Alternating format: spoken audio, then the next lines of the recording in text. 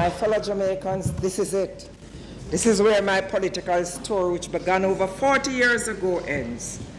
My heart filled with gratitude to you, the people of Jamaica, who gave me the privilege to serve at the highest level. As I have said so many times, it was an honor of a lifetime. I will miss the cut and thrust of politics, but most of all, I will miss interacting every day with the Jamaican people, especially the children. You have given me so much, and I am proud of all that we have achieved together. For as long as I live, wherever I go, whatever I do, my heart will always be with you. Thank you, I love you.